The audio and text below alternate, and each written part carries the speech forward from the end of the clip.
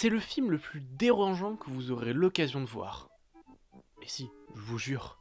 La Mélodie du Malheur est un film japonais sorti en 2001, réalisé par l'éminent Takeshi Miike, connu pour ses films tous plus bizarres les uns que les autres, qui a d'ailleurs comme récurrence de parler énormément de caca.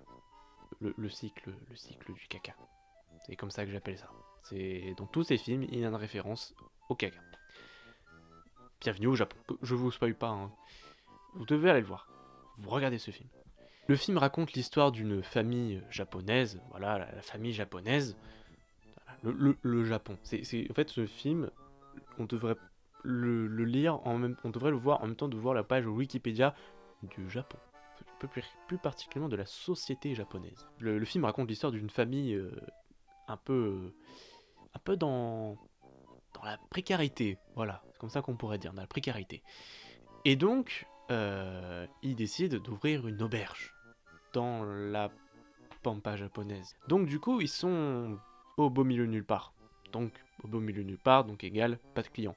Ce qui est quand même vachement paradoxal pour un pays avec une densité de population très élevée.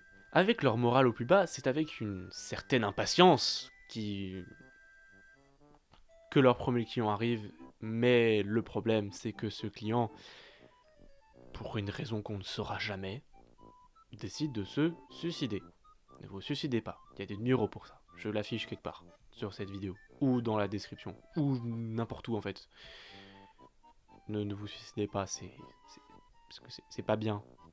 Faut pas le faire. Du coup, avec une certaine panique, ça ferait une mauvaise pub pour l'auberge, qui est déjà dans un état lamentable en termes de fréquentation. Et donc du coup, ils se disent, bah, on va enterrer le cadavre. Du coup, ils enterrent le cadavre. Ils le font. Et du coup, bah, tout rentre dans l'ordre techniquement. Puis ensuite, d'autres clients arrivent. Ils meurent encore. On les enterre. Ils commencent à se dire, il y a une malédiction. Ensuite, il y a plein de péripéties. Le meurtre, c'est... Voilà, il y a beaucoup de choses. Beaucoup de gens qui meurent. Mais c'est pas mal, c'est rigolo. Parce que le meurtre, c'est rigolo. Et donc, du coup, le film est complètement... En fait, la façon dont il met en scène les... Tout est surréaliste. Tout, complètement tout. Tout est surréaliste. Tout. Comment accompagner tous ces suicides ou ces morts inexpliquées ou ces personnages aussi bizarres les uns que les autres? Oui, il y en a beaucoup. Le Japon, je vous dis. Le Japon. Le film représente le Japon. C'est vraiment, je vous... Voilà.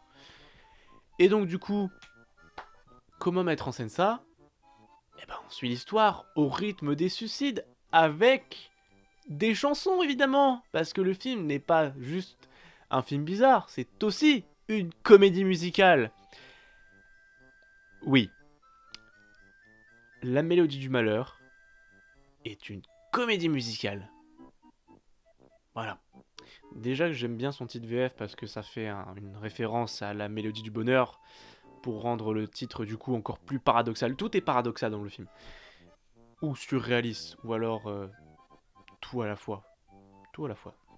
Donc, quel est le but de ces comédies musicales? C'est de rendre tout complètement absurde pour dédramatiser la situation globale. Et donc du coup, c'est génial.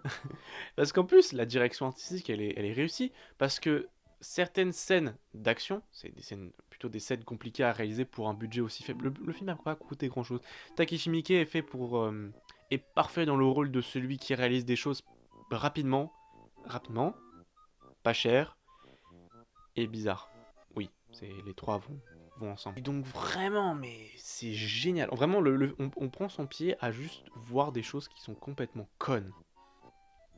Voilà.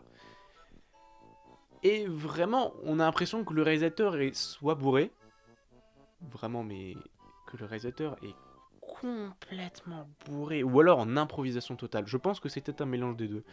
Ça devait être génial de tourner avec lui. Franchement, je tuerais pour parler un des acteurs qui a joué avec lui, enfin qui a travaillé avec lui, pour capté toute la subtilité qu'il devait avoir dans son écriture, vraiment, mais waouh, c'est génial. Et vraiment, là, je vais plutôt raconter la façon dont j'ai vu le film. J'ai vu ce film en classe, en cours, et vraiment, ce film, tout le monde était en mode, mais c'est quoi ce film? Mais en même temps, moi, j'ai bien aimé, parce que vraiment, le film, il te prend dans une sorte de grande épopée où tu vois des trucs qui n'ont ni queue ni tête, et que tout est surréaliste, surjoué, comme je le dis déjà. Et donc du coup, on a un sort d'effet de surprise parce qu'on n'a pas l'habitude de voir ce genre de film en Occident. C'est typiquement un film asiatique. Et vu que le cinéma asiatique, non, ça va, il est plutôt bien distribué en France. On peut voir des films asiatiques en France. On a de la chance. On a de la chance. Et vraiment, on s'attend pas à un récit de ce type. Et du coup, il y a vraiment une impression de découverte qui fait que, bah moi, j'ai bien aimé. Voilà. La direction artistique avec les passages en stop motion qui sont vraiment très réussis. Moi, je trouve qu'il y a beaucoup de sens à ces passages pour rendre les séquences encore plus connes, surtout surréalistes. Et vraiment, j'ai beaucoup aimé les passages comédie musicale. Tout le monde sait que c'est débile, tout le monde sait que c'est complètement con. En plus, les acteurs jouent tous très bien, ils jouent parfaitement le rôle. Chaque personnage est un archétype et l'archétype est réussi. On peut faire un archétype, un personnage qui a un personnage fonction, mais qui peut être réussi. Et là, il réussit. Et franchement, je vous conseille de voir le film. Je sais pas si vous arriverez à le trouver quelque part, mais franchement, regardez-le. C'est très très bien. Et vraiment, bravo au réalisateur d'avoir fait un film aussi incroyable que bizarre. C'est merveilleux. Au revoir.